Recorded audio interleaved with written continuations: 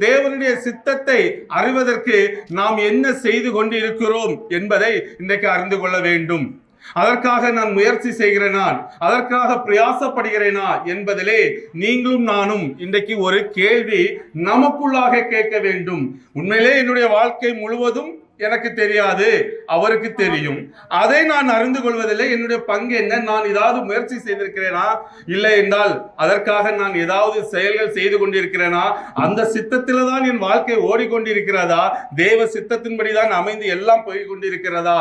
இதை நாம் அறிந்து கொள்ள வேண்டும். அந்த நோக்கத்துக்கு நேர்மாறாக இதை நாம் செய்வோமானால் உண்மையிலே அது யாராக இருந்தாலும், பேசுகிற நானாக இருந்தாலும், அந்த வாழ்க்கை தேவனுடைய பார்வையிலே ஒரு தோல்வியான ஒரு வாழ்க்கையாக இருக்கும். அப்ப இன்னைக்கு வெற்றிகரமான ஒரு வாழ்க்கை நீங்களும் நானும் வாழ வேண்டும் என்றால் இன்றைக்கு நாம் அறிந்து கொள்ள வேண்டியது தேவனுடைய சித்தத்தை, என்னை குறித்து, உங்களுக்கு, நீங்கள் உங்களை குறித்து அதை நாம் கண்டறிதல் தான் உண்மையான வெற்றி உள்ள ஒரு வாழ்க்கையாக இன்றைக்கு நம்முடைய வாழ்விலே இருக்கும்.